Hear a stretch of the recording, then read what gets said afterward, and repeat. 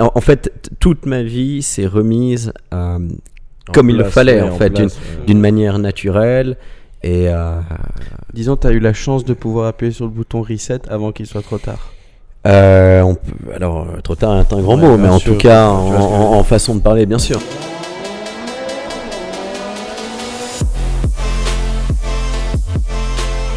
Tu vois, je pense que ça devrait être moins tout ce qui est, enfin, le premier et le dernier, il devrait un peu le tirer au sort, tu vois. Non, ça, je trouve que ça changerait un peu pour le classement des courses. Tu vois, genre, là, ça commence par un tel, ça finit par un tel, et il devrait un peu le tirer au sort, peut-être, non ? Ouais, mais bon. Ah, pour les courses, tu veux dire, en pour Formule 1 l'organisation, ce serait galère, je pense. Ouais, c'est ça. Et puis bon. Ouais, parce que faut money que talks, hein, c'est simple. Ouais. Ouais, c'est vrai que tu peux. Mais c'est vrai que c'est, mais c'est quand même bizarre. Hein. Donc pour toi, ce que tu ferais où il tire un tir au sort, genre tu dis l'année prochaine on tire tous au sort. La première course, ça sera Monaco. La première course c'est là, la deuxième, et comme ça change un peu le truc. Tu vois. Ouais, mais pour organiser le truc, c'est l'organisation qui va être galère. Ouais. Bon, moi je pense qu'on a commencé. Hein. Nous on se lance direct dedans. Go. Direct. Bon. Alors bienvenue, re-bienvenue sur Propulsion Podcast, la famille.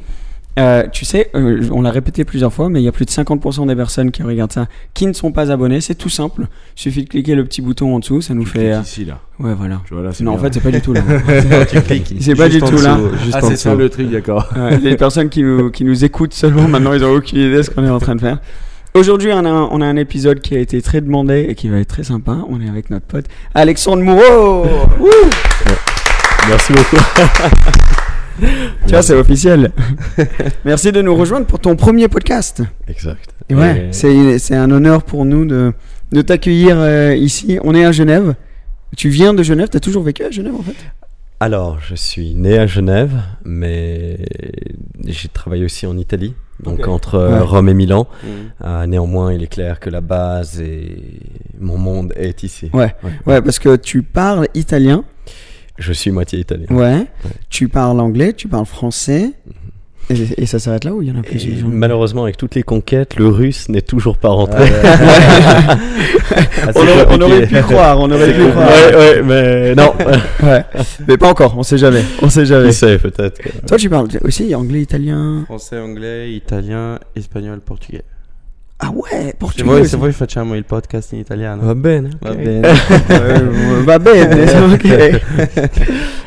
Et c'est vrai que donc moi à chaque fois que je viens à Genève ici, je te vois en général, t'es un peu comme mon pote de Genève que je vois tout le temps. Et surtout on a fait beaucoup de vidéos ensemble nous depuis le temps parce que tu as eu des super voitures. On a fait des road trips ensemble. Tu viens à Monaco tous les ans. On va rentrer, on va dissecter un peu tout ça. Je sais que vous avez fait un truc avec les abonnés aussi. Ça c'était incroyable. Ouais, ça c'était top cette vidéo. Je pense que c'est une expérience pour eux comme pour nous. Ça, ce qui était dingue. Donc pour ceux qui connaissent pas Alex a une très belle collection de voitures, dont une Bugatti Chiron Sport en carbone bleu exposé. Exact. Donc magnifique. C'est une de mes configs préférées. Ouais, elle est. Pour moi, elle est parfaite cette voiture. Donc, beaucoup de propriétaires de Chiron ne roulent pas énormément avec. Il y en a qui roulent beaucoup, mais encore moins aller récupérer des gens que tu connais pas pour leur faire des tours, tu vois. Donc, moi, j'avais eu cette idée de vidéo et nous, on savait qu'on voulait faire un truc ensemble. Et je me rappelle, je t'envoie un voice et je te dis, tiens, j'ai eu cette idée, je savais pas si ça allait passer, tu vois. Je me disais peut-être que ce que je comprendrais très bien avec une voiture comme ça, t'aurais pas nécessairement envie. Direct, chaud. C'est vrai. Je pense qu'il est important de partager au maximum la passion, faire rêver et essayer de donner le maximum d'accessibilité à des choses qui ne le sont pas. C'est un monde qui est tellement inatteignable pour beaucoup. Et si quelqu'un prend le temps de le faire, même un minimum, le minimum devient un maximum en fait. Oui, c'est incroyable. Il y a très peu de propriétaires, même peut-être un des seuls à faire ça. Déjà ça. Bugatti, ouais. Et puis tu crées pour les gens qui, par exemple, il y a des gens qui sont montés dans ta Chiron qui n'auront jamais cette occasion dans leur vie à nouveau. Et tu crées des mémoires pour eux qui durent toute une vie. Et ça, c'est incroyable. Alors, il est vrai que déjà voir une Chiron Alors, ok, on peut descendre à Monaco, où il y en aura plusieurs, etc. Mais c'est rare. Voilà, dans une vie, peut-être certaines personnes physiquement ne verront jamais une voiture comme ça. C'est dingue de se dire ça quand même. Et donc imagine le step up de rien que de s'asseoir dedans, d'avoir quelqu'un qui t'ouvre la porte, qui puisse voir l'intérieur, tu puisses admirer, tu vois, le compteur des 500 km/h, tu vois, plein de petits détails comme ça, discuter rien que de l'ouverture, tu vois, de l'intérieur. Ouais, c'est ce qu'il disait. Et après, s'asseoir dedans, mettre les mains au volant, comprendre le confort que c'est. Et alors imagine la prochaine étape, avoir un tour dedans, tu vois. Ouais. Et pour Seb, Seb, c'est comme un petit frère pour moi, tu vois, dans le sens. Et on a fait tellement de choses et ça remonte à je sais même pas combien d'années en fait. Très longtemps, ouais. Tu vois, pouvoir la conduire. C'est ce qu'il disait. Il disait que après toutes les voitures qu'il a conduites dans sa vie, en gros, c'est la une qui l'a marqué, c'est ça. C'est qu'en gros, elle m'a tellement marqué et cette journée m'a marqué parce que c'était ouf ce qu'on faisait. 2, j'étais avec un de mes meilleurs potes et tu m'as surpris. Je m'y attendais pas du tout. Donc je suis là dans la voiture, on filme notre vidéo et tout, je m'y attendais pas du tout, tu vois. Et d'un coup, t'es venu, tu me donnes la clé, tu sais, je regarde, je fais elle est belle la clé et tout, tu veux rouler? Je dis, mais non, t'es sérieux? Et on a pu, c'est quand même un moment, enfin c'est une voiture extraordinaire qui coûte très cher et tu la prêtes pas à tout le monde. Il y a combien de personnes qui ont pu conduire ta voiture?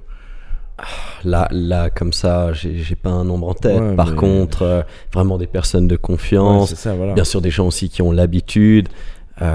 C'est clair que Seb, comme d'autres amis, ont pris leurs responsabilités au volant d'un tel engin. Il n'a pas dépassé les 50. Ça, je sais pas. Mais moi, c'est un plaisir que j'aurais rêvé d'avoir. Et voilà, pouvoir partager ça. Maintenant, il est clair que je peux pas le faire avec tout le monde. J'aimerais, mais c'est pas possible. Voilà, comme donner des tours, il y en a beaucoup. C'est la surprise du moment. C'est l'occasion. D'autres, c'est programmé. Et c'est ça, tu fais beaucoup à Monaco. J'adore comme tu fais ça. Déjà, tu crées des émeutes avec les voitures quand elle arrive place Casino. C'est hallucinant. Moi, une fois, je prenais un café là et t'es passé et on dirait des zombies, tu sais, qui suivent derrière comme ça et tu t'arrêtes vraiment et tu fais monter des gens, vraiment t'es là pour partager, je pense, enfin tu me corrigeras, mais ça doit être un des plus gros bénéfices, enfin côté positif d'avoir cette voiture aussi, c'est de pouvoir donner accès à cette voiture et voir la réaction. J'imagine toi ça te donne plaisir de voir à quel point tu fais plaisir aux autres. Mais c'est surtout pour compléter un point que tu avais dit avant, et, enfin, on en a parlé ensemble, mais tu crées une expérience pour quelqu'un, une mémoire qu'à vie, il la garde. Ouais, exactement. Et ça, c'est un cadeau qui n'a pas de prix. C'est inestimable. Voilà, exactement. parce que quelqu'un qui grandira, qui vieillira, aura toujours en fait ce souvenir. Quand son petit-fils dira elle est belle cette voiture machin, il dira moi j'ai réussi à monter dedans grâce à une personne. Et une Bugatti quoi, nous on en a parlé. Bugatti c'est un step au-dessus de presque tout, enfin tout. Et je pense de tout parce en termes d'histoire, en termes de voiture elle-même, de la mécanique et tout ça, du confort, c'est un step up de tout. Et même juste quand t'es dedans. Moi, c'était une de mes... Je crois que c'est la première fois. J'avais été dans une Veyron, mais pas une Chiron. Bref, quand tu rentres dedans, tout est excellent. Nous, on en parlait quand on parlait de projet. Tout, c'est l'excellence, quoi, ce truc. Tout ce que tu touches, c'est les meilleurs matériaux. Le clignotant, tu disais. Tous les bruits, le clignotant. Tu touches le clignotant et t'as l'impression que le clignotant, il coûte 50 000 balles, tu vois. C'est un truc de... Et c'est sûrement vrai. Exactement. Mais moi, ce qui me fascine, c'est l'arceau, là. J'ai jamais eu la chance de rentrer dans une. Mais l'arceau, ça doit être. Le C, ça doit être déstabilisant un peu, non? Enfin, je sais pas, il est où, à quel niveau? Tu le remarques pas trop quand t'es dedans. Alors, peut-être c'est vrai que t'y penses pas, mais par exemple, t'allumes les lumières et c'est juste waouh, t'as ce C. En fait, illuminé. Ah, il est illuminé. Et la nuit, il est illuminé, Wow. Enfin, tu peux donc mettre la lumière et c'est un détail qui est pour moi un des plus beaux détails de l'intérieur. Trop fort. Et est-ce que tu t'es habitué à ta voiture dans le sens, tu t'en lasses jamais, j'imagine. Alors, il est clair que les premières fois étaient hors du commun. Voilà. Aujourd'hui, j'en ai fait des choses avec. Beaucoup de pays, beaucoup de kilomètres. J'avais fait la Croatie, les îles. T'es parti avec Ouais, j'ai fait le supercar Honor Circle. Le Honor Circle, qui est d'ailleurs en ce moment. Exactement. Alors, je l'ai pas fait cette année parce que le programme était très proche, très identique en fait de l'année passée. C'est une expérience que j'ai trouvé mémorable. Tu vois des 40 supercars sur un ferry tout ensemble en train de hypercars, pardon. C'est incroyable. Mais tu la déplaces comment dans ces cas-là, la voiture, souvent Alors, avec un transporteur. Ah oui, voilà. C'est quelqu'un avec qui je travaillais. Maintenant, une nouvelle équipe avec qui je suis très, très, très content, qui est devenu un ami. Et parce que ça, tu peux pas te permettre de faire. Même quand tu la descends juste à Monaco, la Suisse, Monaco, c'est pas très loin, mais il y a quand même 500-600 km quand même, non? Alors, il y a deux choses. Premièrement, c'est le fait que t'as pas la place pour des valises. Ouais. Ok, donc automatiquement, il faudrait aller, on va dire, avec deux voitures. Surtout si tu vas avec une copine, parce que voilà, il faut de la place. Il faut de la place pour penser à tout le monde. Mais après, oui, bien sûr, il y a l'histoire des kilomètres. Alors, je suis quelqu'un, bien sûr, qui roule, qui aime rouler, qui va partout, mais j'ai pas non plus envie de lui mettre 300 000 kilomètres. Voilà, faut rester aussi intelligent. T'as raison. T'as combien de kilomètres là Un certain nombre. Un certain nombre. Ça va rester le secret de cette Chiron. Certains mais en savent. tout cas, ça doit être une. Non, il y a des gens qui roulent beaucoup avec. Il y en a une. Toi, t'as un pote d'ailleurs qu'on a rencontré qui avait une Veyron avec 50 000 km. Ouais, 60 000. bien sûr. Ouais, mais je veux dire, c'est des voitures avec lesquelles ils roulent et c'est ça qui est génial. Je veux dire, tu peux rouler facilement, c'est vrai. Elles sont pas en train de pourrir dans un garage. Je veux dire, ils s'amusent bien avec et c'est fait pour ça, quoi. À la fin en du parlant compte. de ça, il y a il y a eu un petit truc sur YouTube. Je sais pas si vous avez vu. La Pagani là, à 7 millions. L'accident à 15 millions, je crois, non, c'est ça. Ouais, c'était justement il a roulé l'événement. C'était l'événement. Ouais, c'était à Supercar Honor Circle et ils vont la réparer d'ailleurs. Mais ça a tapé comment en fait? Il y a eu, je crois, enfin je sais pas, hein, mais de ce que j'ai vu, il a peut-être accéléré un peu, ça devait peut-être pneu froid, ça glissait un peu. Juste l'angle était juste, elle a pas pris le bon angle, et il a touché une voiture qui venait dans l'autre sens et quand même bien explosé. Ça va prendre 5-6 mois pour la réparer. C'est une de 3 au monde, donc c'est la Barchetta. Horacio Pagani, on a une, donc il n'y en a que 2 qui sont voitures clients. Celle-ci, c'est la 3 sur 3. Enfin, c'est une œuvre d'art, le truc. Mais ils vont la réparer, voilà. Et le gars, je crois, peut-être, tu sais, mais le gars, il en a plusieurs, non? Exact. Et pas juste... Enfin, s'il y a une chose qui est juste une Zonda, tu vois, normale, ça n'existe pas, mais bon, bref. Mais il a des Cinque, 1 sur 5. Il a une Huayra spéciale aussi. Enfin, il a des trucs de malade mental. Donc, bon. Bon, au moins, il a roulé avec. Il a fait au moins, il en a une autre au garage. S'il veut quand prochaine, même quand ils vont lui dire tu refais le truc, il va dire je vais peut-être pas prendre celle-là, du coup. c'est ce genre de choses, ça arrive et les assurances sont là pour ça. Les assurances ont dû pas être. T'imagines l'appel qu'ils ont reçu là?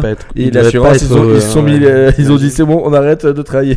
ouais. Non, mais ça. Mais cet événement, c'est fou. Mais ce qui est fou aussi, c'est surtout à Monaco, je crois, parce qu'il y a tous ces spotters, à quel point ça attire les gens et ça crée un événement tout seul juste en ayant une voiture comme ça. Et c'est beau à quel point les gens connaissent la voiture, savent que c'est une Chiron, tu vois. Est-ce que toi, tu vois une différence parce que t'en as eu des voitures? Est-ce qu'en roulant avec la Bugatti, c'est un autre niveau en termes de les gens qui te suivent ou qui veulent voir la voiture, etc. C'est une question qui nécessite une longue réponse ou alors plusieurs réponses. Comment dire? Par exemple, en roulant des supercars comme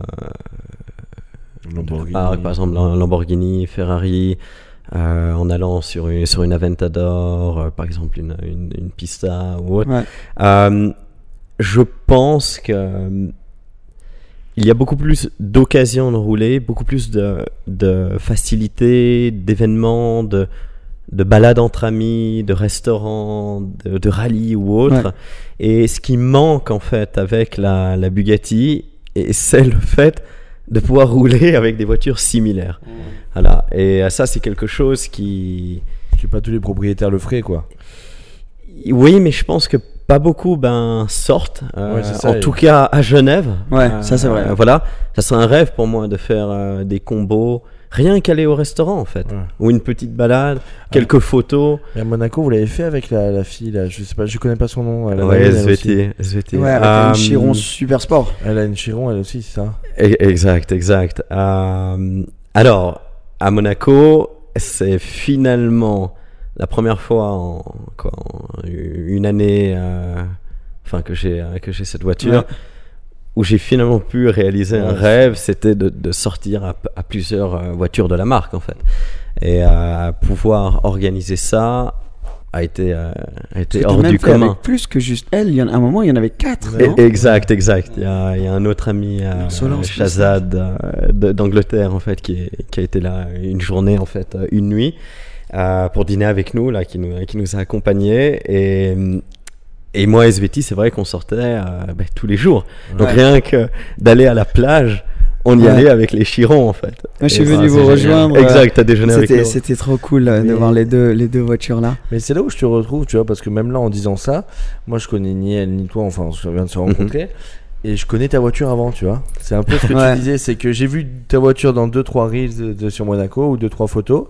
Et je sais que c'est la tienne, tu vois, c'est quelque chose. Alors que sur une Ferrari ou... Bon, une Ferrari, encore oui, ça dépend de la config, mais une Ferrari noire, exemple, tu vas pas la reconnaître si facilement. Tu vas pas dire, tiens, celle-ci, c'est celle de Alex, tu vois, exemple. Alors qu'une Bugatti, oui. Après, on a quand même fait beaucoup de choses. Oui, il y a eu pas mal de vidéos. Pour les réseaux sociaux. Je pense que la configuration du véhicule, elle est folle. Voilà, beaucoup la reconnaissent. Donc oui. C'est aussi pour ça que... Mais surtout, tu peux faire... Enfin, toi, t'as fait un truc sur une Aventador SVJ qui l'a rendu reconnaissable. Enfin, c'était la seule au monde. Alex a invité un artiste très connu, Alec Monopoly, pour peindre son Aventador. Donc, je sais pas, t'as déjà vu les photos de l'Aventador Alec Monopoly? Ouais, c'était celle d'Alex. Je savais pas que c'était la tienne. Exact. Comment l'idée t'est venue? Parce que t'adores l'art, non? Alors oui, pour moi c'est une énorme passion. J'investis énormément dans l'art, collectionne. Alors Alec est quelqu'un que je connais aussi depuis pas mal de temps. Cette idée mélange beaucoup de collaborations. Donc on l'a fait à la galerie Bel Air Fine Art à Genève, où je suis client, ami. Et le but était de vraiment créer un événement hors du commun dans Genève, un événement un peu à l'américaine, si on peut dire ça comme ça, qui a réuni beaucoup de monde. Et, ça fait un buzz monstre. Oui, et on est arrivé ensemble donc, avec la voiture. Et le clou du spectacle était qu'il la tague, en fait, qu'il la tague, qu'il la peigne. Et devant tout le monde, on a donné un show presque unique. Ouais. Et ça, c'est parce que la voiture, donc, elle a un film dessus, un PPF. Alors oui. Il y a un ami qui s'appelle Artem, que la société c'est RD Geneva, GVA, qui avait fait donc le PPF pour protéger le véhicule. Ouais. Et dessus, ça a pu permettre de faire, on va dire, l'œuvre d'art. Voilà. Sur la SVJ. C'était vraiment une œuvre d'art. C'est vraiment très très très stylé, je trouve. De pouvoir faire peindre ta voiture comme ça. Souvent sur les coverings, maintenant tu le retrouves, mais de faire peindre. Je sais pas si c'est la tienne ou pas. Il y en avait un autre qui l'a fait aussi. À Monaco. À Monaco, tu sais, il avait fait il y a beaucoup d'orange. Le gars, il peignait. Mais lui, il avait pas de PPF dessus, je crois. Ah ouais. Il peignait direct sur la cage. Je sais pas si tu l'as vu, ça là. Faudrait que tu me montres une photo. Mais je sais pas si elle y a encore. Mais oui, mais bien sûr. Tu vois qui c'est? Du Qatar. Et ce qui m'a choqué, c'est que je l'ai vu une fois. Moi, je l'ai vu en bas de Monaco. Et après, je la vois. Je sais où il habite en fait. Parce qu'en fait, on était chez mon voisin, qui est un copain. Et je vois cette voiture arriver. Je dis putain, mais je l'ai vu 2 fois dans la journée. Tu vois jamais une voiture peinte, surtout comme ça. Et tu la vois 2 fois. Et c'est vrai que le mec, il a peint comme ça, quoi. Mais je trouve ça beau, tu vois, parce qu'il a créé un truc. Bon, Alec, il est quand même, c'est un artiste de base. Il fait des belles choses. Mais le mec, je sais pas s'il est passé par un artiste, je crois pas. Je crois qu'il a juste non, c'est lui qui peint, c'est sa caisse. C'est lui qui peint sa caisse. Enfin, celle là-bas dans le sud. Parle, mais très original. Ouais. Après, dans l'art, très subjectif, on aime ou on n'aime pas. Moi, je trouve très sympa.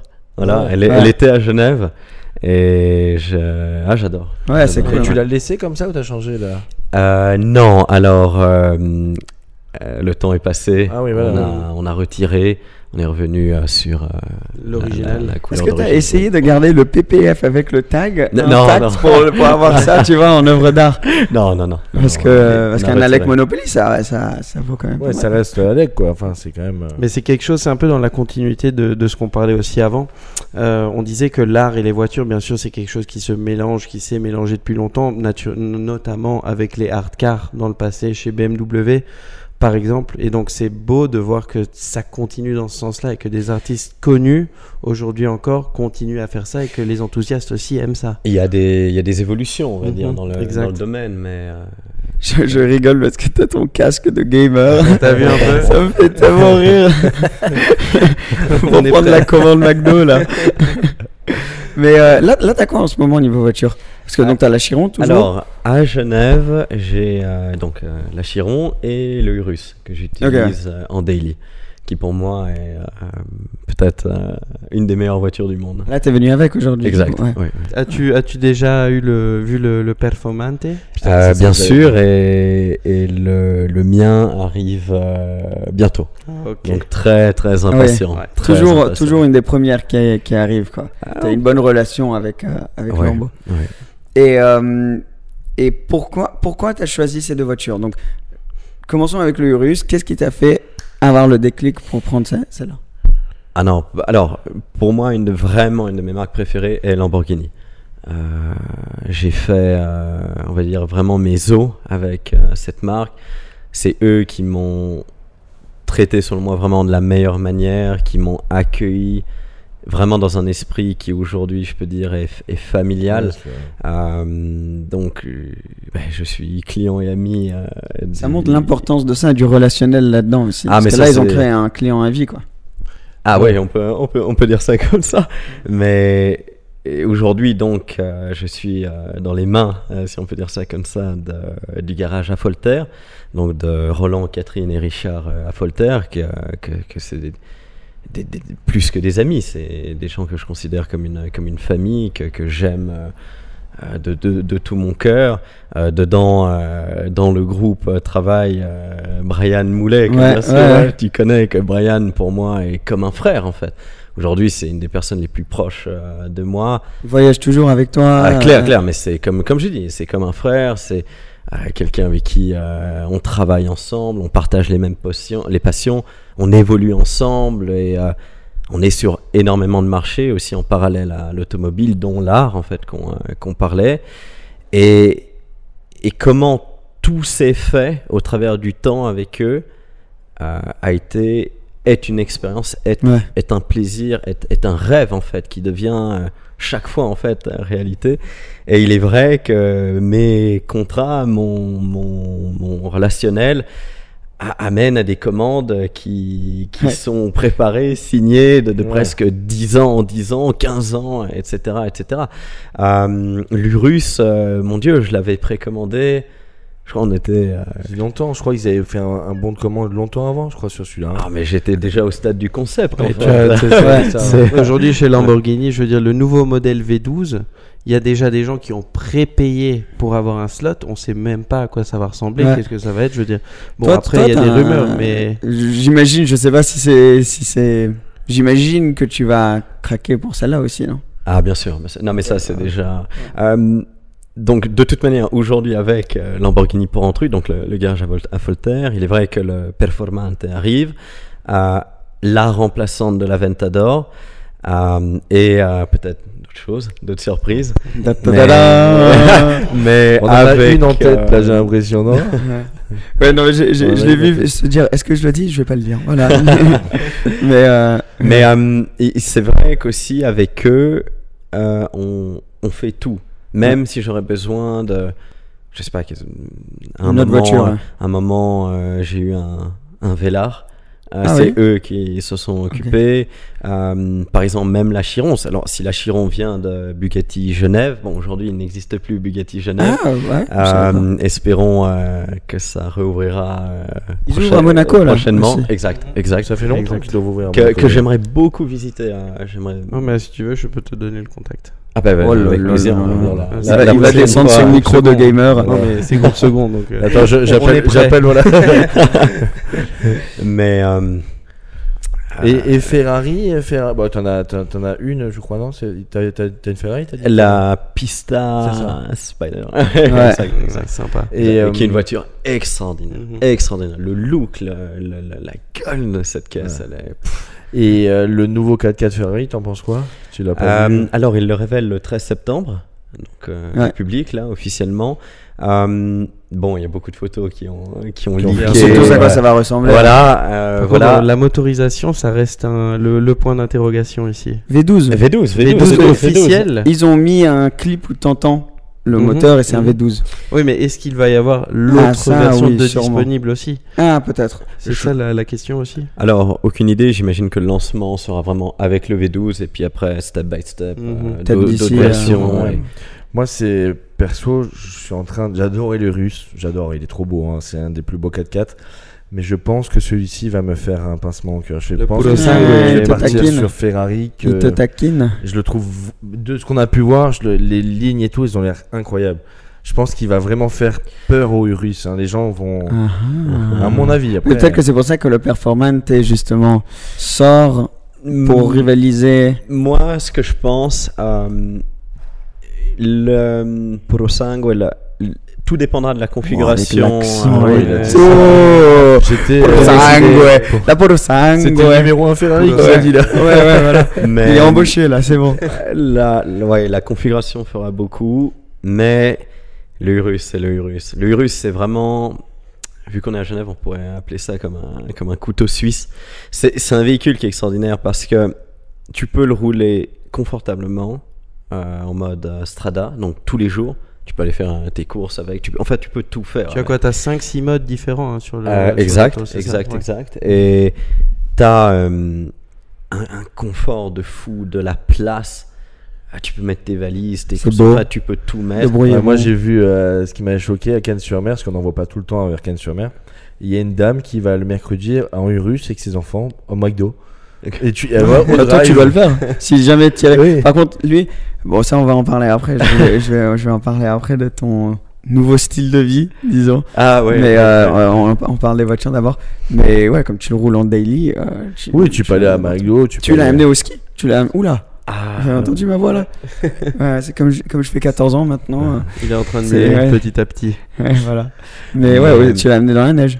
Non, c'est vrai que moi, pour rouler, je roule, mais même la Ventador, je l'avais amenée dans la neige. En pneu d'été. Ah oui, c'est vrai. Ouais. Non, ne faites pas ça à la maison. Ne plaisant. Voilà. Mais ouais, une sacrée expérience. Hein.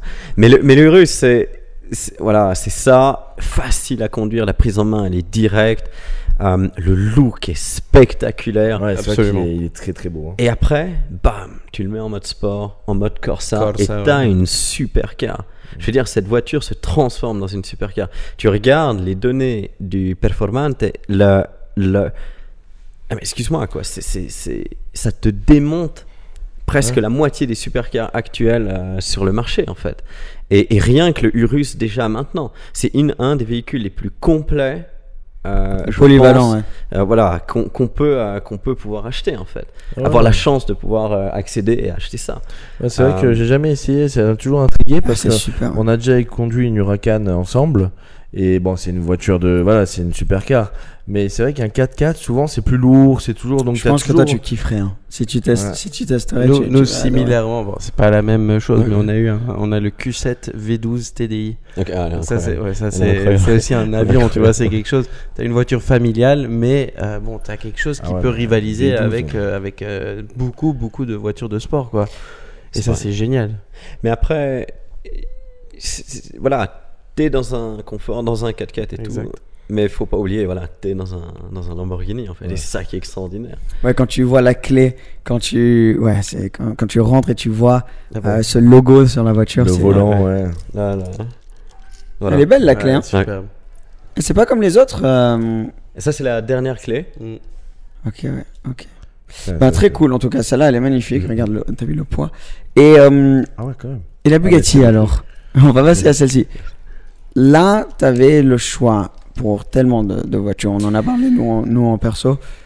T'as des LaFerrari, t'as des Pagani, t'as des Koenigsegg, t'as Bugatti. Dans Bugatti, t'as la Chiron Sport, t'as la Carbone, non Carbone. Pourquoi celle-là? Alors, pour moi, Bugatti était vraiment le plus grand rêve. C'est la passion, le début de tout en fait. Exact. Le plus grand objectif, surtout à un niveau professionnel. Pour moi, d'atteindre la Bugatti, pouvoir le faire, même si ça devait durer 24 heures, c'est de me dire moi-même, je l'ai fait en fait. Et je pourrais mourir demain, que c'est le bucket list. Tu l'as fait. C'est un des plus gros objectifs, rêves que j'avais, était de réaliser ça. Cette marque, c'est tout pour moi, ce qu'elle représente. C'est la classe. Ce que la Chiron est. Mon Dieu, tu vois, c'est me dire aujourd'hui que je suis propriétaire d'une Chiron, qu'on a déjà fait je ne sais pas combien de choses, et en plus quand tu topes tout ça et j'ai réussi à faire partager au maximum de personnes autour de moi cette passion, cette voiture, les expériences qui vont avec et tout, j'ai pas de mots en fait, tu vois, c'est indescriptible en fait, tu vois. Et pour moi, alors il est clair que l'idée de départ était, enfin, j'ai toujours eu, attention, un Bugatti pour moi c'était le sommet en fait. Mais il est clair que c'est un très gros investissement, c'est un budget qui est conséquent. Ce sont des très... On peut se le dire, ouais. C'est cher, quoi. Ce sont des très grandes responsabilités. C'est comme quand on achète un bateau ou un jet, en fait, c'est pas de l'acheter, c'est de l'avoir, en fait, c'est de l'entretenir. Mais surtout en carbone, parce que là, tu prends le moindre caillou, un truc, de suite, ça coûte très cher. Alors, c'est pour ça que j'ai quand même un PPF dessus. Moi, j'en mettrais 2 à ta place. Ou 3. Ou 3, mais ouais, le PPF, c'est clair, fait beaucoup. Ça, c'est incroyable, le PPF. La technologie, c'est génial. C'est quand Emmanuel l'a enlevé, là, il a montré la vidéo avec et sans, quand il avait pris le PET, il avait enlevé, il n'y a rien, quoi. Non, c'est top, hein. C'est top. Mais toi, t'as toujours eu du PPF sur toutes tes voitures? Non, pas toutes, certaines. Le Urus, sur un Chiron Carbone. Non, l'Urus, je l'ai pas fait. Après, là, c'est le 3e Urus. Ouais, là le Performante, et ça va être le 4e. C'est bon, tu changes tellement souvent que t'as pas le temps de mettre le PPF dessus. Non, je sais pas, mais voilà, la Chiron nécessitait le PPF. Oui, c'est obligatoire. Exact. Même les coûts de l'entretien, juste les révisions, les pneus, tout ça, c'est sur un autre niveau comparé Alors, malheureusement, au SOC, donc l'année passée en Croatie, j'ai pris un clou. Voilà, après, c'est des choses qui arrivent, hein. Rien de grave. Mais, il y a une roue de secours. Mais sur. et je veux dire, j'ai trouvé exceptionnel sur le moment. Donc, on était pendant l'événement et Rimac m'a vraiment pris en main. On était arrivé à la piste en fait pour faire les accélérations, les drag races. Et c'est là où on a compris que malheureusement j'avais le clou parce que je voyais en fait la pression, le stress avec ça. Et dans ce moment-là, il y avait toute l'équipe Bugatti, il y avait Andy Wallace qui était là, donc je dois dire il y a eu une prise en main hors du commun. C'est comme si j'étais à l'hôpital en fait, tu vois. Et Rimac m'ont dit rejoins la hospitality, donc le lieu. Et là, en 10 minutes montre en main, il y a une des personnes de leur équipe, adorable, est montée avec moi. Il m'a dirigé, on allait dans un centre Michelin en 2-2. Tout a été organisé. Ils m'ont, donc, avec les moyens du bord, sur le moment, parce que c'est clair, il n'y avait pas un pneu Bugatti en stock dans ce Michelin, voilà, on va dire dans l'événement en Croatie, etc. Mais ils m'ont réparé, voilà, ils ont fait le nécessaire. J'ai proposé de payer, ils ont refusé, et c'est eux qui m'ont offert. Mon Dieu, je savais même plus où mettre. Ils m'ont même offert le coca, le café. Enfin, on va savoir ce qu'on avait pris. Et la personne m'a accompagné tout le long. On est rentré à l'événement, vraiment exceptionnel. C'est la classe. Exceptionnel. C'est Bugatti, quoi. C'est l'excellence. Mais Bugatti, Rimac, vraiment, c'est. Après, il faut regarder d'un autre côté, c'est qu'ils n'ont pas de voiture de prêt. Ils sont obligés d'auto-top, en fait. Non, mais c'est vrai que c'est la classe, quoi. Alors que tu vas chez Lamborghini, c'est peut-être pas. Bon, peut-être lui, parce que tu les connais bien. Mais chez Lamborghini, c'est peut-être pas le même service. Ah non. Le service, il est exceptionnel. Tout autant dans l'un qu'en l'autre. Au-delà du fait que tu les qu'on connais. Ouais, c'est vrai que t'as un niveau là chez Lambo et tout. Ouais, c'est les meilleurs services du monde, quoi. Donc toi tu as acheté la voiture après le rachat de Bugatti par Rimac? Alors, tout est arrivé avant. Ouais. Et il est vrai que maintenant, les prix... Pardon, excuse-moi. Les prix sont en train d'exploser. Le futur sera hybride, enfin la prochaine. Et en un sens, tant mieux pour moi. C'est vrai que toi, tu dois être en train de regarder ça. Nickel, très bien. All in, quoi. All in. Mais rien, c'est des plaisirs en tant que collectionneur. Et la nouvelle, la Roadster, là, comment c'est la Mistral. Ouais. J'ai vu la présentation à Pebble Beach. Mon Dieu. Incroyable. Mon Dieu, quelle voiture. Tu y as pensé, parce que c'est ça le truc, quand une fois que tu as une Chiron Sport Carbone, what next? Tu vois, si tu veux, est-ce que tu vas la garder? Je sais pas si c'est une voiture que tu vas garder. Oui, elle est là, hein, bien sûr. Les prochaines voitures qui rentrent sont donc des Lamborghini et après des Lamborghini. Ouais, mais après d'autres le temps le dira. Un véhicule que j'adore, que je suis monstre fan, c'est la SP2. Ah ouais. Elle est magnifique. Ouais. La SP2, pour moi, je pense que c'est une voiture que je vais rentrer, on va dire, dans la collection à un moment ou à un autre.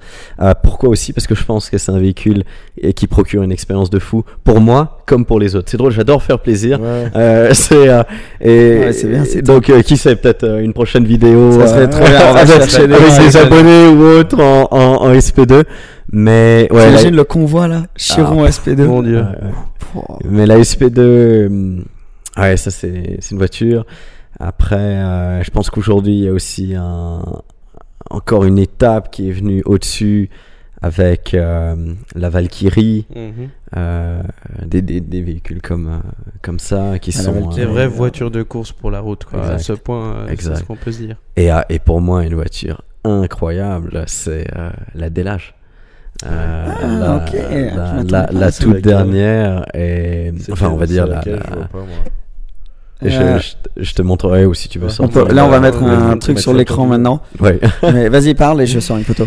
Et cette voiture, c'est vraiment une F1 pour la route. Donc, monsieur Tapi, qui est derrière le projet, dont d'autres personnes ont été absolument majestueux. Ils m'ont donné l'opportunité d'être le premier en passager, en fait, dans le véhicule. On était à Annecy et croyez-moi, quelle expérience! C'est quoi c'est un V12 Atmo ou ça? Elle est hybride. Ok, V12 hybride. Oui. Si tu regardes, normalement, tu devrais avoir une vraie voiture de course. Toutes ces marques qui ont une belle histoire, qui reviennent maintenant avec des voitures, disons des hypercars. Je pense notamment à Hispano aussi, qui revient avec cette voiture. J'ai eu la chance de la voir à Pebble Beach. C'est des voitures qui aujourd'hui sont exceptionnelles, mais les marques dont on ne parle plus autant aujourd'hui, et ils se lancent vraiment dans le compliqué, plutôt que ou disons dans l'exclusif, vraiment plutôt que d'aller dans le commun et de faire des voitures qui disons, sont accessibles à tout le monde. Là, ils vont tous vraiment dans le très très niche. C'est ce qui rapporte un peu plus d'argent parce que c'est exclusif. Aussi. Donc une voiture, il y en a 10, elles vont me prendre de suite de la valeur. Ça, c'est un peu... Là, je pense aussi il y a une résurrection de la marque et mettre le paquet, quoi. Et de l'histoire et de tellement de choses. Et ils veulent, avec ce projet, donc avec la nouvelle Delage, en faire la voiture la plus rapide du monde. Et ça, c'est... Aujourd'hui, ça doit être dur. Hein, parce écoutez que ça, le bruit de cette voiture. Il y a tellement qui vont très vite, quoi.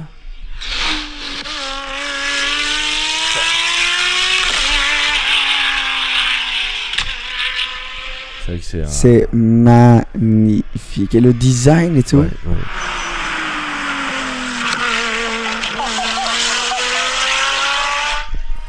Il est incroyable ces vêtements. Il est fin. C'est fou comment les constructeurs ont vraiment passé le cap au niveau du design. Je parlais de ça notamment avec les designers de chez Bugatti. Mais eux sont restés encore dans le sobre. Mais tu regardes la Valkyrie, tu regardes la Delage, ça c'est vraiment des voitures qui sont dans un design mais ultra sportif aujourd'hui. Ouais. Et ça plaît, ça déplaît à certains, mais bon, je pense qu'on petit à petit, on va de plus en plus dans ces. Il y a aussi cette direction. Une évolution en fait. Ça, maintenant, c'est plus des hypercars, il y a la méga car maintenant. La F1 car, enfin je sais pas, quel est le prochain nom, le next step.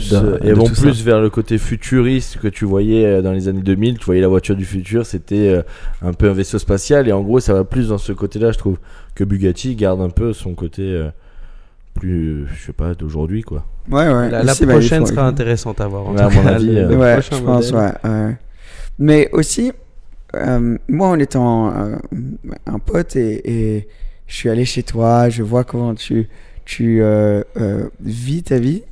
Tu gardes cette atmosphère d'excellence, je trouve, qu'il y a chez Bugatti dans tout ce que tu fais. Donc, on n'a pas travaillé ensemble, et j'imagine c'est pareil dans le business, mais tu es très méticuleux, ça se dit comme ça ? Exactement. Avec tout ce que tu fais, que ce soit les habits que tu portes, chez toi, tout est propre, l'art, les montres, les voitures, etc. Beaucoup de personnes qui vont être en train de regarder ou écouter ça vont se demander qui est vraiment Alexandre Moreau. Mais qui est-il vraiment ? Qui est-il vraiment ? Mais comment t'en es arrivé là niveau, enfin, travail, sans rentrer dans trop de détails, mais tu as toujours été aussi perfectionniste, tu as toujours été un taffeur comme ça. Comment on en est là, quoi ? C'est une grosse question. Bon, déjà, depuis enfant, j'ai toujours été collectionneur. J'ai vraiment ce problème, en fait. Cette addiction. Si on peut dire ça comme ça. Par exemple, un foot film, foot cinéma. Et à l'époque, je collectionnais les films, en fait, les DVD. Après, il y a eu les Blu-ray, etc. Et ça, et que j'ai gardé, qui est une collection de films, les gars, chez lui. C'est trop stylé. Il y a un man cave, en gros. Exact. Un type de cinéma, quoi. Incroyable, avec tous les films que tu peux t'imaginer, que tu as gardé. Bien sûr. T'as rangé dans les ordres, alphabétique. Tout est en ordre alphabétique. Et c'est drôle parce que j'ai cette chance de pouvoir garder, et j'aime en fait, donc vraiment collectionner, posséder, et je jetterai en fait. Comme les anciens, en fait, tu sais, la mamie qui garde tous les trucs, les bibelots et tout. Les VHS. mais j'ai des VHS. C'est ça qu'il faut. J'ai encore des VHS, des CD et tout. Mais c'est un peu l'histoire en vrai. Hein, t'as des trucs pour regarder les VHS chez toi ? Bien sûr. Bien sûr. Trop stylé ça. Et il y a des films que par exemple ne sont jamais sortis aujourd'hui en streaming ou en DVD, etc. Mais non, il est vrai que je ne vends rien, je lâche rien. Tout a une émotion, tout a une histoire. Et aujourd'hui, beaucoup de choses ont grandi, ont évolué dans les achats, dans les investissements. Et mes marchés où moi je vais, il est clair, c'est l'immobilier qui est mon travail principal en fait. La structure, la base, le tout est ça. Et après, j'essaye d'amener mes passions, mes goûts, mes plaisirs aussi, en fait, dans le business. L'art, les voitures, les montres. Alors, voilà, une grosse passion pour les montres. Enfin, l'horlogerie, pour moi, c'est tout, en fait. Multimarque, Ouais, en fait, t'es un vrai passionné de ce qui te plaît. De tout, des belles choses. Quand il y a un truc qui te plaît, tu fonces à 2000 à l'heure. Mais moi, je suis en fou. Moi, tu viens à la maison, tu trouveras... les baskets collector, c'est un musée, c'est incroyable. C'est vrai. Et j'ai fait chez moi comme un musée, comme une galerie où j'aime en profiter. Et je change beaucoup, donc je déplace ou je fais des modifications, qui fait qu'à chaque fois que tu viens, il y aura quelque chose de nouveau, où la déco ou quelque chose sera en fait différente. Je pense qu'un tour complet pourrait prendre plusieurs jours, tellement tout a une histoire. Tu vois, quand on a fait le tour chez toi, tu nous as vraiment fait un bon tour de la maison et juste on passait genre sur une œuvre d'art sur 10, tu nous racontais l'histoire et après on passait, je me disais vite. Et il y en a tellement, c'est ouf. C'est très cool. Et ce que j'aime aussi, c'est partager la connaissance et instruire, amener. Il y a beaucoup de sujets qui sont difficiles ou pas peut-être compréhensible. L'art, ça peut peut-être pas plaire à tout le monde, etc. Mais j'essaie toujours de donner du goût et faire comprendre. Ouais, tu t'intéresses à tout et c'est ce qui te réussit d'un côté, parce que c'est une grande force. Voilà, quand tu t'intéresses à quelque chose à fond et que tu fonces, ça peut que marcher normalement. Donc, Et moi, j'ai toujours été quand j'aime quelque chose, je rentre dans le sujet à 400%. Et en 2 mois, je pourrais travailler en fait dans ce domaine. Tellement en fait, j'ai pris des connaissances. Et c'est ce que les gens aujourd'hui oublient de faire en fait.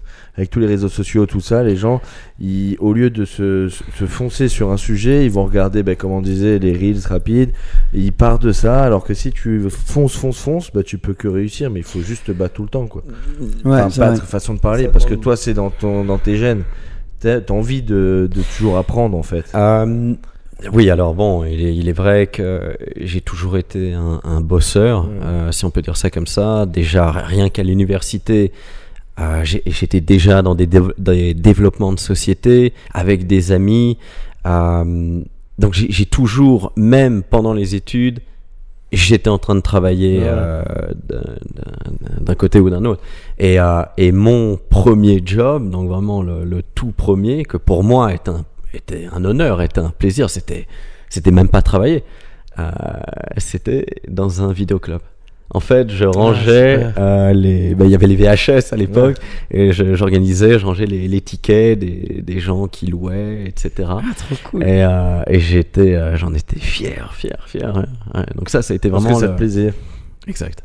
Et c'est très, pardon, excuse-moi. Non, t'inquiète, vas-y, continue. Très important de travailler dans quelque chose que t'aimes, pouvoir se réveiller le matin et d'aller se coucher en sachant que c'est un plaisir. Parce que le plaisir te retire en fait cette idéologie du boulot, de la fatigue ou autre. Et quand t'aimes ce que tu fais, il y a pas d'heure. Ça veut dire que c'est non-stop. Ouais. Voilà. Et moi, je suis j'adore ce que je fais et en fait, il n'y a jamais vraiment de vacances. Ouais. Il n'y a jamais de pause. Parce que c'est non-stop. Ouais, j'ai connu cette sensation cette année où on a prévu un voyage à Bali où je suis revenu là. Mais limite, si je n'étais pas parti en vacances, ça ne m'aurait pas dérangé, au contraire. Et c'était pas parce que je retrouvais des copains, machin, mais j'étais dans ma vie où c'était. Donc c'est un peu le même principe. Et après, il faut partir en vacances, quoi. Il faut profiter aussi, il faut laisser lever le pied, je pense. Mais c'est vrai que quand tu aimes un truc, il faut le faire à 200%. C'est exactement là où j'en venais. Je disais, c'est ce qui se voit en toi, c'est que tu vis ta passion. Et tes passions plutôt. Et même si tu as dû faire un gros investissement de toi-même, et c'est ce qui, tu vois, c'est ce qu'on semble comprendre, mais tu l'as fait avec joie et à la fin, tu en es aujourd'hui au point où tu vis vraiment de toutes tes passions.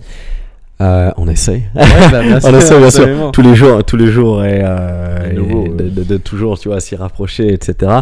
Maintenant, il est clair que on parle avec le sourire, on rigole, mais il faut comprendre que pas tous les moments sont faciles. Ouais. Il y a énormément de difficultés et la vie journalière consiste en un stress qui est hors du commun. Et la santé, il prend un coup, on le dirait pas, on n'en parle pas, on montre toujours le mieux du mieux, mais les responsabilités, le stress, les peurs, les difficultés, les choix sont méga importants. Méga important. Ouais, non, c'est sûr. Ouais, il y a toujours le côté glamoureux un peu du truc et le côté plus caché, mais la réalité, un n'existe pas sans l'autre. C'est vrai qu'une fois que tu t'es instruit et que tu connais ton sujet, tu as un peu plus de facilité à prendre ces décisions qui sont quand même très difficiles, très stressantes. J'imagine aussi. Mais dans tous les cas, il y en a certaines qui peuvent te mettre à terre en fait. Donc tu peux tout perdre, tu peux risquer très gros. Ouais. Et excusez-moi le terme, mais il faut vraiment avoir les couilles quoi. Ouais. Voilà, C'est c'est ça ce que tu veux ici. dans certaines choses et après je pense qu'il y a vraiment rien sans rien, Ouais, c'est ça. et Exact. le boulot est récompensé, il faut travailler dur et c'est à quel point t'as faim après. Voilà, certaines personnes sont contentes en faisant rien, d'autres en travaillant un minimum, d'autres un maximum, etc. Ouais, etc. ça, c'est très C'est personnel. Ouais, quels chacun sont- choisit son truc. C'est clair, mais quels sont tes rêves, quels sont tes objectifs? Mais tu peux pas, te dire, mais j'y arrive pas si tu t'en donnes pas les moyens, Ouais, non, c'est sûr. si tu te coupes pas la gorge pour Mais moi, y c'est- arriver. moi, j'ai le sujet typique sur ça, c'est que moi je parle pas anglais, exemple. Ok. Mais c'est quelque chose que j'ai jamais appris parce que j'étais un peu feignant. Mais vraiment pas anglais. Hein. Voilà. Là, pour être clair, là, on est Voilà. sur un niveau, c'est effrayant. Et j'aimerais tellement parler anglais, mais je sais qu'au fond de moi, c'est moi qui me donne pas les moyens parce que il y a un côté de mon cerveau qui dit bon, bah, c'est bon, tu peux faire ça. Donc moi, dans mon business, je fais mon business, je kiffe, mais je sais que je vais me retrouver un jour face à un Verstappen ou quoi, parce qu'on aura peut-être la chance de rencontrer peut-être une star qui parle que anglais, et moi, je vais être là comme un con en me disant t'as pas bossé, tu vois. Mais je le sais au fond, tu vois. Bah regarde, Je prends pas le temps de le faire en fait. Comment est-ce que tu surpasses ça? C'est ça qui est. l'histoire elle est simple. Ne jamais faire demain ce qu'on peut faire aujourd'hui. Ça veut dire que, Ouais. par exemple, après cette interview, t'investis sur toi-même. Dans le sens, tu vas chercher à faire des cours, à apprendre, Ouais, je sais. à dépenser pour s'il le faut, mais il faut rentrer dedans, point la ligne. Parce que tu vois, tu vas te réveiller quand ça sera cette interview ou dans une année, dans 2 ans, dans 3 ans, dans 10 ans, peu importe. L'anglais aujourd'hui, t'en as besoin. Ah ouais, c'est tout. ouais, c'est ça. Pour le social, pour le business, le networking, etc. etc. Donc, faut arrêter de se dire un jour je le ferai, demain. Non, fais-le après. Qu'est-ce que ça te coûte? Tu vas prendre 20 minutes à chercher. Ah ouais, Exactement. Tu vois, le truc, c'est qu'au fond, je le sais, mais après, tu as toujours une partie de ton cerveau qui te dit bon, c'est bon. Mais je le sais, dans mon business, je reporte jamais rien à demain. Je vais bosser jusqu'à 22h s'il faut, mais parce que je veux faire les choses. Je sais que demain, j'ai d'autres problèmes en fait. Mais c'est dans mon business. Mais j'ai du mal à apprendre. Moi. C'est ça j'ai ce côté-là qui m'embête. C'est important. Mais c'est important. mais qu'est-ce que t'en sais si t'as pas essayé? J'ai Parce que- essayé, Ah. j'ai pris des cours, Ok. mais j'avais toujours des bonnes excuses. Et c'est ça qui. Moi, je sais que sur ça, ma personnalité, elle est bosseuse et tout, mais je vais me trouver des excuses facilement. Regarde, c'est simple. Il faut perçoit ça comme une discipline, comme C'est une ça, certaine ouais, responsabilité. Et voilà, je sais pas, 1 heure par jour ou 3 fois, 4 fois par semaine, tu sais que à cette heure-là, ce jour-là, etc., tu dois le faire, point la ligne. Ouais. Et après, t'en mais seras c'est content. Parce que ouais. tu vas te féliciter toi-même. Et C'est la structure et un peu cette. Faut être strict avec soi-même. C'est Je vais une faire une discipline. petite- je vais Tu as faire dit une le mot petite- parfait. Ouais, Discipline. c'est une discipline. Bah, c'est la discipline, voilà. Transition vers la discipline. Toi, tu as fait preuve, Alex, de discipline intense récemment avec une body transformation. Parce que quand tu m'as dit ça, bah déjà quand je t'ai vu, j'étais super content pour toi. Mais quand tu m'as raconté ce que tu as dû faire, je pense, la raison que j'ai envie d'en parler, je pense que ça nous fait comprendre un peu plus le caractère.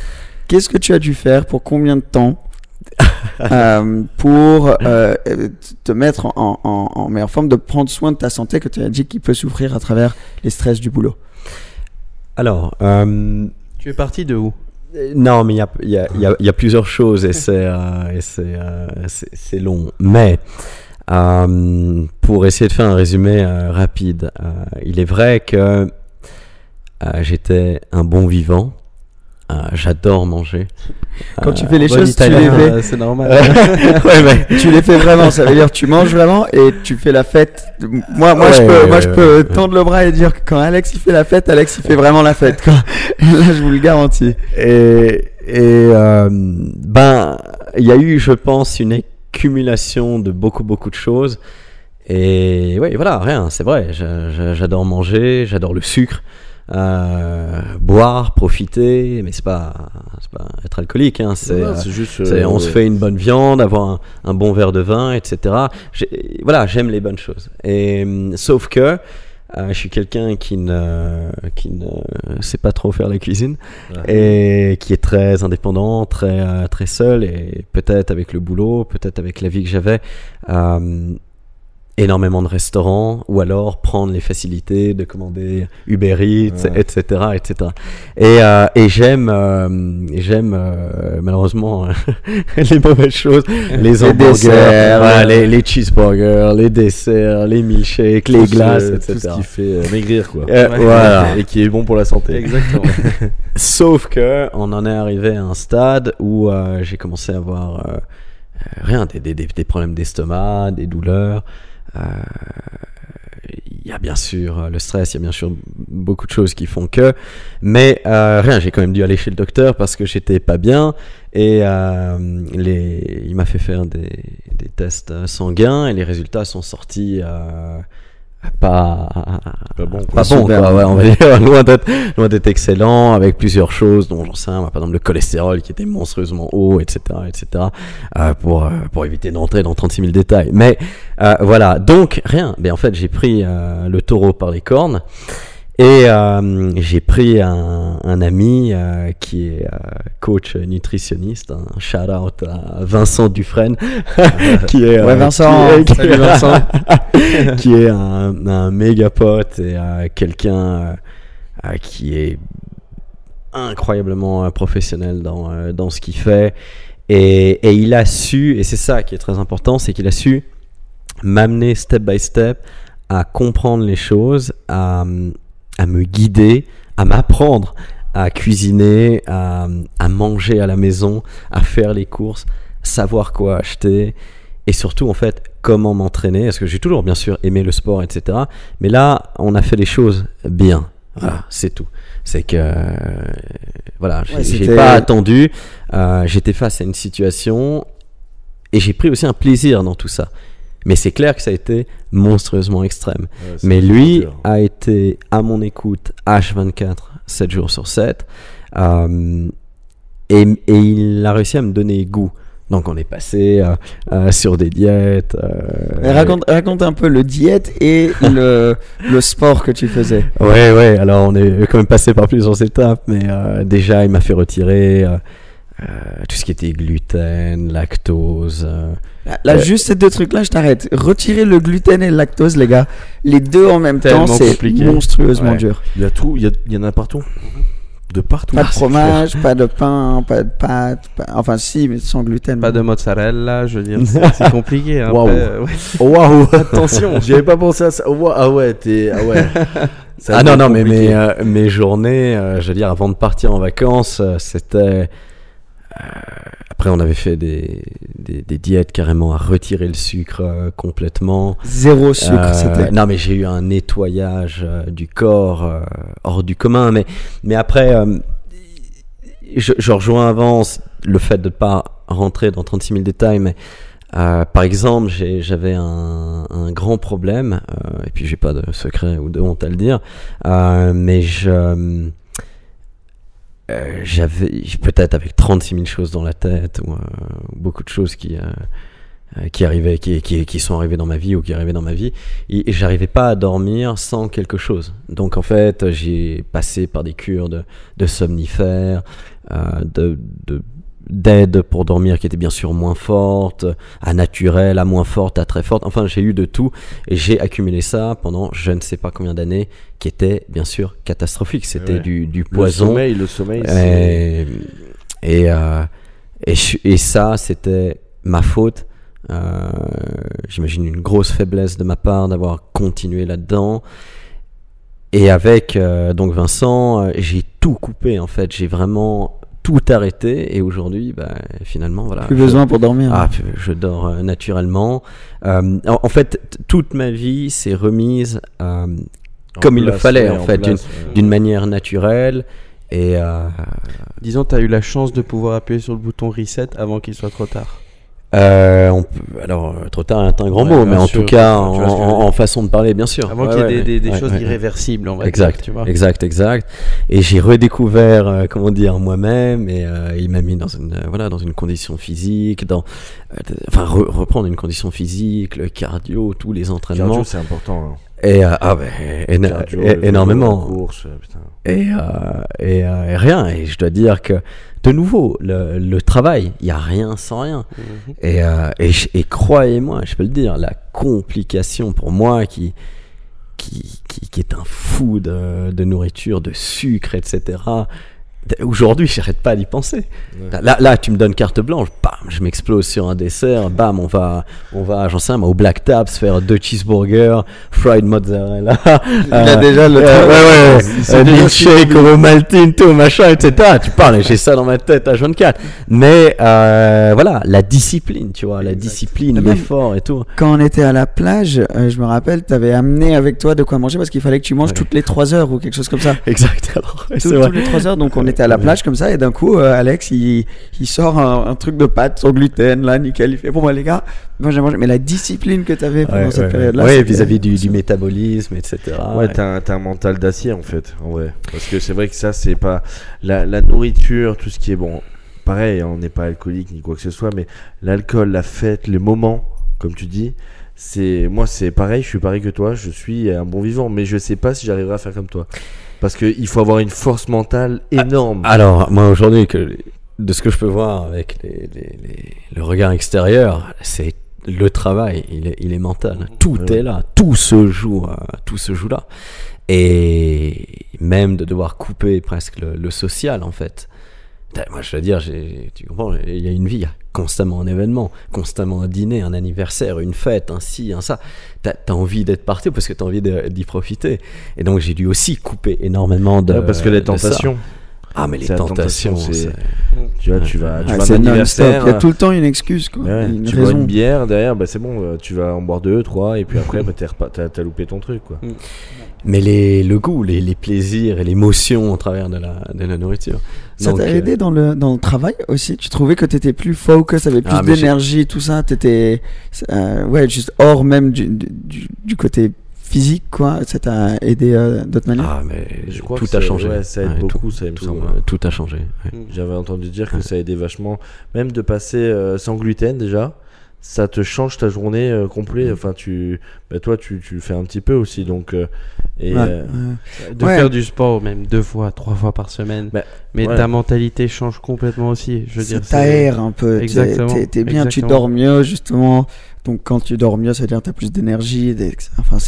Mais toi, Alex, t'as eu quand même la présence d'esprit de te dire, c'est difficile de faire ça tout seul. Je vais faire ça avec Vincent quand même. Disons, c'était le premier step à se dire, j'ai quand même besoin, ou j'aimerais avoir quelqu'un qui peut m'accompagner dans cette aventure. Tout seul, j'aurais pas su comment démarrer, ou en tout cas le faire de cette manière-là. J'aurais pu en être proche et tout, mais lui, investir dans moi-même, investir dans lui, dans tout, a été le game changer en un sens, et surtout comment être guidé, être amené. Il y a tellement d'étapes mais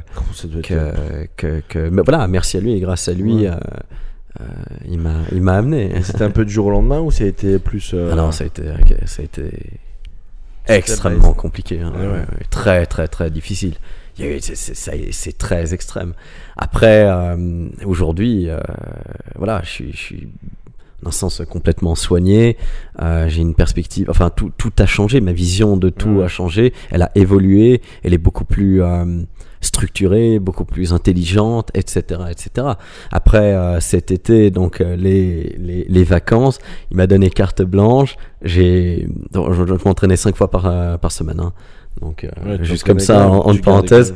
Mais là, donc plus d'entraînement, plus rien, tout coupé. La nourriture m'a donné carte blanche et je peux vous dire que la nourriture était x3, x4. Le goût était. C'était quoi le premier truc que tu as mangé? Alors en fait, le tout premier repas, c'était au Koya, donc de Monaco. Ouais. Le fameux, en fait, ça a été le premier jour quand on est arrivé avec un retard pas possible, mais on est descendu dîner avec Adrien Sutil, en fait, avec la Zonda Viola, et qu'on avait fait un show de fou. Est-ce que c'était les feux? Il y avait les feux d'artifice. On s'est retrouvé sur la place du casino. C'est pour vous ça, quand vous êtes arrivé, c'était justement pour ça. Voilà quoi. Il y avait, je sais pas, il y avait 2000 personnes. Bon, et en fait, ce dîner a été, je crois, même dans ma vie, j'ai vraiment fait un dîner comme ça. En plus, ça choisit le Koya, donc c'est les saveurs, les goûts. C'est super bon. Le Koya, c'est Johan qui est un ami que tu connais aussi. Ouais, je connais bien. De Koya. Shout out Johan, coucou. qui nous a organisé une table extraordinaire avec un mix de. Je pense qu'il nous a commandé le menu entier. Et c'était un festin. Mais écoute, des plats. Il nous a mis du caviar partout. Je me rappelle, on avait une burrata, un bibé de caviar, le homard, le truc. C'était un film, en fait. Et là, ça a été vraiment ce premier dîner où, là, en termes de cheat meal, c'était. En plus, c'était next level, quoi. Et tu peux pas mieux le vivre. T'arrives en supercar, feu d'artifice dans ta tête, tu sais que tu vas te régaler. C'est vraiment, tu peux pas mieux le vivre, je pense. Bon, après, j'avais quand même une sorte de stress, de peur, parce que quand t'as tapé 6 mois dans un délire extrême comme celui-là. 6 mois en plus. Ouais, c'est court, hein. Ouais, parce qu'en fait, où tout a commencé, c'était vers le début de l'année. Sinon, j'aurais fait bien sûr bien avant. Et là, je continue. Donc, on va dire, là, j'ai repris le rythme. Et est-ce que tu avais un peu maintenant envie de reprendre le rythme? Ça t'avait donné envie de continuer? Ça t'a manqué? Alors, pour parler... donc moi, j'ai eu peur. C'est que pendant les vacances... entre Monaco, on est descendu à Mykonos et tout. T'as bien fait les choses, ouais. Ouais, voilà. Autant les faire ou on les fait pas. Et moi, j'ai cru revenir à la case départ, en fait, parce que je me suis explosé. Mais explosé. Presque tout ce que j'ai pas pu faire, je l'ai rattrapé en un mois. Mais, de nouveau, merci Vincent, de la manière qu'on a bossé et tout, le métabolisme, tout a carburé, qui veut dire qu'en fait, j'ai plus perdu du poids que d'en gagner et tout. Donc, en fait, j'étais presque mieux à la fin des vacances que au départ des vacances. Non, mais un truc de fou. Donc là, j'ai repris avec les mêmes mensurations et tout, les mêmes taux d'avant de partir en vacances. Okay, ouais. Ah ouais. Et donc là, t'es de retour 5 fois par semaine, tout ça. Non, là un peu plus calme. On travaille la mobilité. Et après la fin de la semaine prochaine, là, on attaque. On ira sur la prise de masse. Ah ok. Ouais. Et c'est cool que t'aies structuré ta vie d'une manière où tu peux faire ça. Tu peux le faire avec ton travail parce que tu vis de ta passion, parce que tout ça. Donc ça t'ouvre des portes pour prendre soin de toi aussi. Ouais, mais là, c'était aussi très important. Et c'était un choix personnel. Voilà, comme je dis avant, un investissement. Et ça m'a apporté quelque chose de plus dans ma vie où on apprend énormément. Et le travail mental, ça t'amène... Le travail mental, c'est ce qu'il y a de pire. Hein, non, mais ça t'amène tellement de choses pour d'autres choses. Tu vois, même pour les affaires et tout. Ouais, mais une fois que tu as réussi à travailler sur ton mental, derrière, tu peux faire tout ce que tu veux, en fait. Tu peux, souvent quand on regarde les pilotes, les sportifs, tout ça. Les athlètes, ils ont un mental d'acier. Ils ont un mental d'acier. Et n'importe quelle décision. Non, mais c'est vrai, après n'importe quelle décision, un truc, tu vas mieux réfléchir, je pense. Ouais, on réalise pas à quel point, tu sais, tout le monde dit, tout est possible si tu t'y mets, etc. Mais vraiment, c'est incroyable à quel point. moi, c'était pas du tout au même niveau, rien comme ça. Mais tu sais, avant, je fumais des cigarettes. Habitude complètement inutile, etc. Et j'ai eu une opération sur ma gorge et j'avais essayé d'arrêter de fumer déjà plusieurs fois. Et j'ai eu un déclic mental. J'ai arrêté sans souci, d'un jour à l'autre. Plus retouché, rien. Et moi, ça m'a vraiment montré, putain, ce truc que pour moi était tellement difficile, allait être difficile. Une fois que j'ai eu juste ce débloc, ben voilà, ça passe quoi. C'est vrai que ça c'est particulier. C'est vrai que moi, le mental, je peux avoir un mental de malade pour le boulot, machin, etc. Mais tout ce qui est bouffe, tout ça, j'ai un mental, mais je suis nul.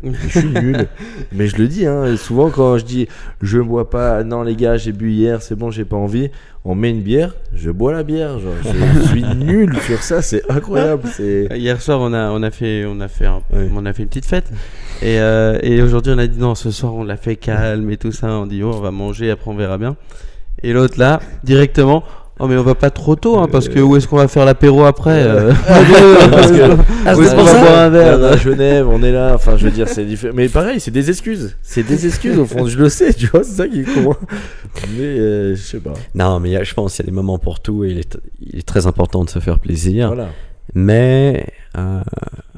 Chaque plaisir en modération. Faut bosser, ouais. Faut bosser, faut travailler sur soi, faut travailler sur... Ouais. Bon les gars, sur ce, on a déjà parlé plus de 1h, 1h10, on est là je pense. Wow. Donc il y a 1600 trucs sur lesquels on pourrait discuter. On va continuer la discussion. Nous on va continuer, mais peut-être qu'on pourra refaire un autre podcast si jamais ça intéresse pour continuer tout ça. Merci d'être venu. Merci. Plaisir, merci de m'avoir invité et de l'accueil. Bien sûr, toujours un plaisir de passer du temps ensemble. Très intéressant et très instructif aussi. Non, c'était vraiment top. Ça motive. Donc, ça motive. Lui va aller apprendre l'anglais et nous on va arrêter le gluten. Donc, exact. Voilà, la famille, merci d'avoir regardé. Comme on a dit au début, abonne-toi si tu ne l'es pas encore. On va mettre tout le Instagram, etc. de Alex si tu as envie d'aller le suivre, tout ça en dessous. Il y a vraiment du contenu, donc auto surtout, mais vraiment top. Donc voilà, les gars, on est de partout, on est sur Spotify, sur Apple Podcast, sur Deezer, sur TikTok, sur Insta, sur YouTube, sur Facebook, mais surtout pas sur iTunes. Voilà les gars, à la prochaine. Ciao, ciao. À bientôt, au revoir, merci.